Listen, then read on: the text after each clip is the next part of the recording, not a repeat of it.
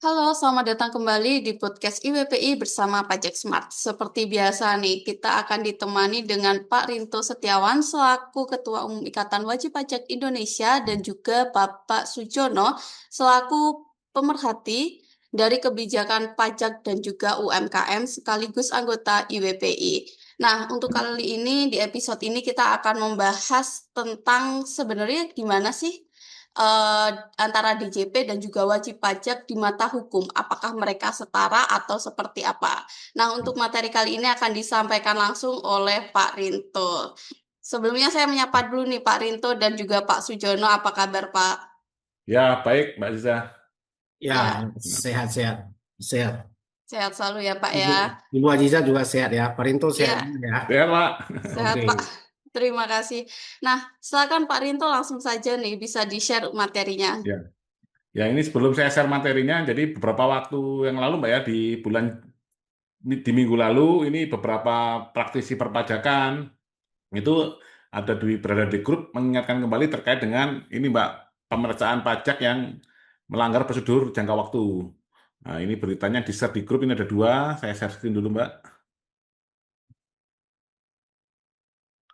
Nah, ini ini yang di-share beredar barusan, yaitu pemeriksaan lewat batas waktu tidak bikin batal surat ketetapan pajak. Nah, di sini di berita yang ada di sini dinyatakan bahwa MA sudah menerbitkan putusan PK yang memiliki kekuatan hukum tetap sesuai dengan aturan yang berlaku. Masalah ini seharusnya tidak perlu lagi digugat karena MA sudah memutus. Ujar Kepala Subdirektorat Teknik dan Pengendalian Pemeriksaan Pajakan DJP Andri Puspoharyanto. Terus ada lagi berita, nah ini yang sama Mbak ya, DJP klaim pemeriksaan lewat batas waktu bukan dasar pembatalan SKP. Nah, ini langsung saya share materi saya hari ini.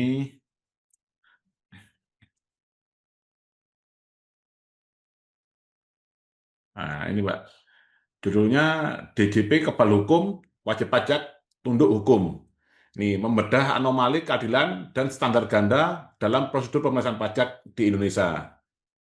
Yang kita ketahui bahwa kasus perpajakan itu sangat unik dan sangat spesifik. Jadi tiap-tiap wajib pajak itu pasti berbeda. Seperti itu Mbak Aziza. Jadi ada wajib pajak badan, wajib pajak orang pribadi, terus jenis pajak yang diperiksa, itu semuanya itu karakteristiknya beda-beda, Mbak Aziza.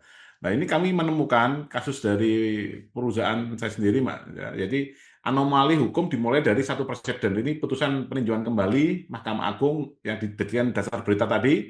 Nah, ini nomor 1633 garing B garing PK garing PJK 2024. Pelampuan jangka waktu pemeriksaan pajak tidak serta-merta menghilangkan keabsahan surat ketetapan pajak, memunculkan ilusi bahwa persoalan hanyalah tentang waktu, namun realitas sengketa pajak jauh lebih kompleks. Jadi contohnya tadi di dalam satu pemeriksaan yang dilanggar bukan hanya jangka waktu, Mbak, bisa banyak jenis pelanggaran.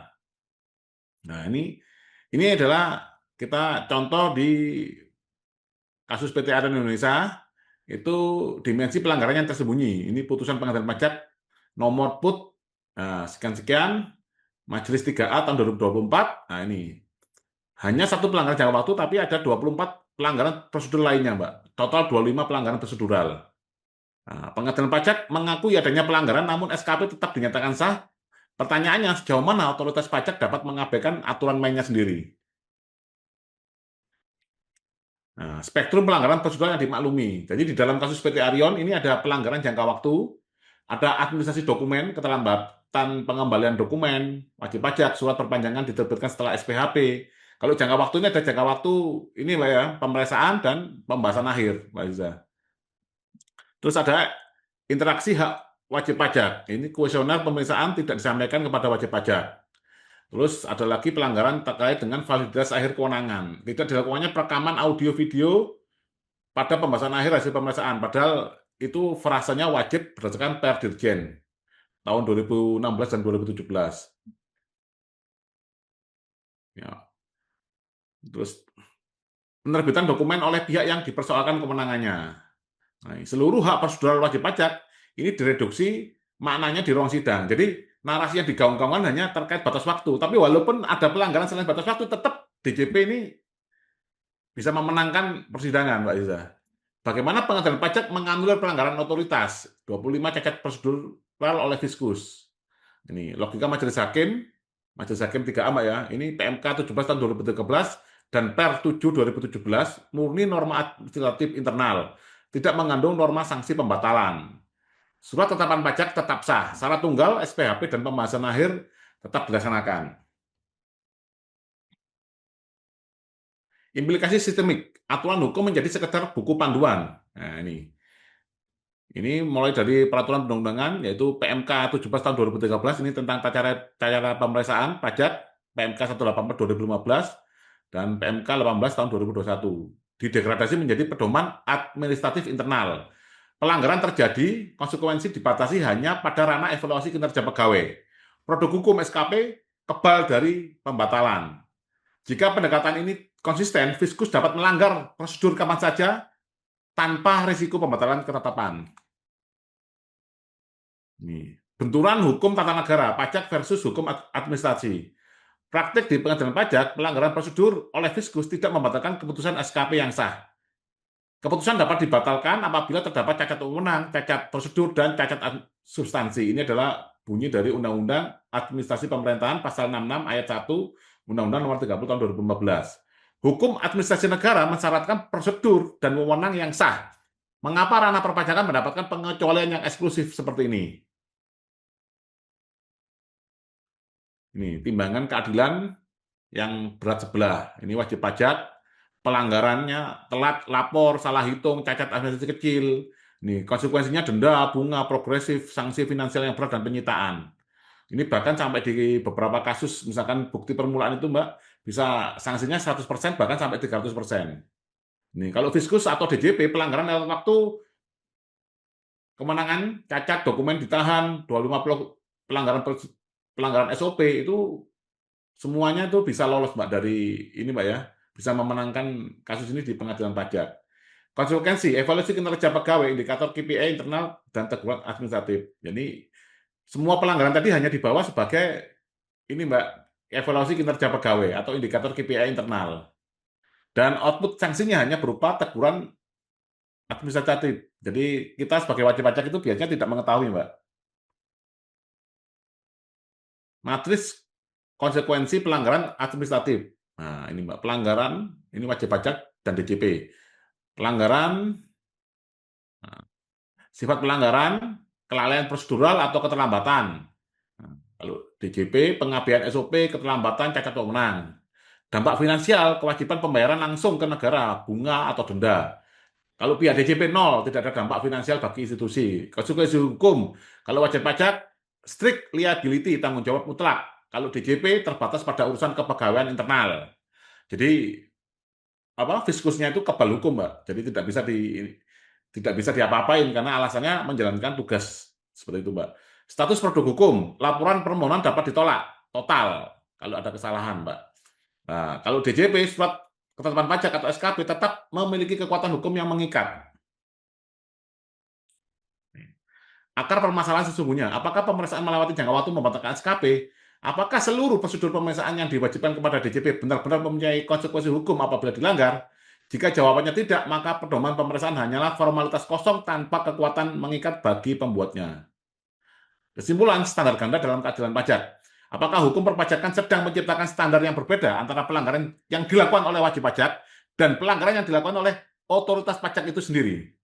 Kepastian hukum, pasal 66 Undang-Undang Administrasi Pemerintahan tidak boleh berhenti di gerbang Direktorat Jenderal Pajak. Hukum harus mengikat kedua belah pihak dengan kekuatan yang sama. Seperti itu Mbak Aziza. Jadi yang kita ketahui beberapa waktu lalu ini pengalaman kami sendiri Mbak Aziza, begitu SKP itu diterbitkan Mbak Aziza, ternyata itu Mbak ya, nyantol di Kortek terus Mbak. Jadi walaupun DJP melakukan pembatalan dan lain-lain, tapi SKP yang aslinya ini itu yang ada di sistemnya Kortek sekarang ini. Jadi kelihatan orang tadi kalau Fiskusnya ngawur, misalkan ini contoh ada perusahaan yang kena pajak 10 miliar, ternyata dia berusaha dan menang, tinggal bayarnya misalkan 100 juta, tapi pernah ada kelihatan Mbak, kena 10 miliar tadi Mbak Aziza. Jadi seakan-akan ini perusahaan ini nakal gitu Mbak, seperti itu Mbak. Iya ya Pak. Nah, ini kan berarti jika wajib pajak melakukan kesalahan prosedur ya, maka kan ada konsekuensi yang dihadapi. Tapi nih Pak, saya mau tanya ke Pak Rinto, kenapa lagi dan lagi akibatnya itu bisa berbeda dengan DJP yang ketika mereka melakukan kesalahan, Pak? Ya, ini kalau dari analisa IWP, Mbak, ini karena sudah terjadi otoritarianisme di bidang perpajakan, Mbak Iza.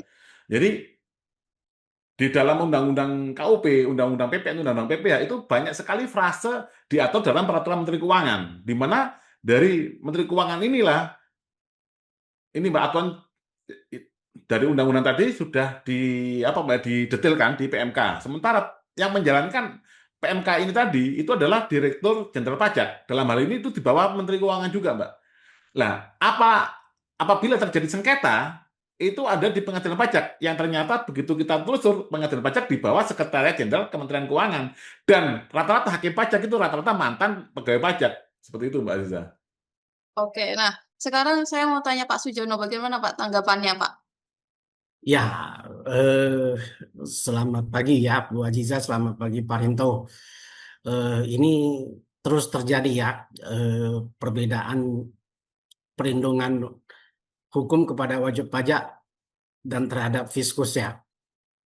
Memang kalau kita lihat ada beberapa majelis hakim itu memenangkan OIP ketika terjadi pelanggaran prosedural. Ya, salah satu contohnya kan saya kemarin baca ada beberapa sih, bukan cuma satu kasus. Contoh yang paling dekat itu misalnya Ibu Desi ya. Ibu Desi kan Ya, dimenangkan karena pemeriksaan melampaui waktu ya. ya, Jadi beberapa hakim memberi putusan seperti ini. Pemeriksaan melampaui waktu dianggap sebagai pelanggaran terhadap kinerja, mutu ya, kerja, ya kan? Tapi kan sesungguhnya bukan seperti itu. Dan ada beberapa hakim menetapkan bahwasanya itu masih dalam masa tenggang pemeriksaan, ya, 5 tahun katanya. Padahal itu kan berbeda. Pemeriksaan tetap 6 bulan, sekarang kan 5 bulan tambah 1 ya, yang lengkap ya. Sedangkan penetapan itu 5 tahun, kan beda rejimnya ya. Rejim pemeriksaan itu dibatasi 5 bulan plus 1 paling lama, tergantung ya. Dia ada pemeriksaan lengkap, khusus dan spesifik. Ya, 5-3-1, 5 bulan, 3 bulan, 1 bulan. Dan penetapan itu 5 tahun. Jadi semisalnya gini, semisalnya terjadi pemeriksaan melampaui waktu di atas 6 bulan. Kan wajib pajak boleh mengajukan gugatan terhadap pelanggaran prosedur ya, karena telah melampaui waktu ya kan. Tapi ketika sampai di pengadilan kan putusannya bisa menang, bisa kalah. Itu tergantung hakimnya. Ya, kalau hakim dia mau menggunakan undang-undang administrasi pemerintahan bisa menang WP. Tapi kalau dia menggunakan undang-undang pajak, dia akan mengatakan ini hanya mengukur mutu kerja sehingga tidak beralasan mengatakan ini pelanggaran prosedur. Ini kan tafsir yang berbeda. Tapi yang perlu kita waspadai begini ya sebenarnya ya. Yang perlu saya coba Ibu Aziza buka dokumen rekrutmen calon hakim oleh Kemenkeu. Pak Rinto tahu ya, ini ya, Kemenkeu sedang merekrut hakim ya. ya, Kenapa? Kenapa? Ini kan kita perlu tanya-tanya ya. Dan rekrutmen ini kan terbuka untuk umum ya. Pak Rinto kalau memenuhi syarat bisa ikut melamar ini Pak. ya, Karena itu tidak terbatas hanya kepada orang pajak aja. Betul nggak? Yang saya pertanyakan, ini kan sudah dekat ke 1 Januari, mau dilimpahkan ke MA, Mahkamah Agung. ya, Kenapa mereka keluarkan ini? Supaya apa? Supaya nanti tetap mereka bisa menyaring hakim-hakim dari internal. ya, Kalau Pak Rinto meramal, itu urutannya nanti dibawa. Yang ya, pertama itu tetap anggota dia dulu. Jadi sebenarnya ini ada tujuan tersembunyi kalau saya lihat. Dia ya, akan merekrut seolah-olah yang terbuka umum, tetapi nanti prakteknya ya, yang masuk itu tetap orang-orang mantan DJP, ya kan? Karena tim seleksi kan dari Kemenkeu, betul. Jadi kalau akan masuk dari eksternal, ya itu 1-2 orang aja. Misalnya butuh 10, mungkin diambil 1, paling banyak pun 2 orang. Sisanya tetap orang DJP.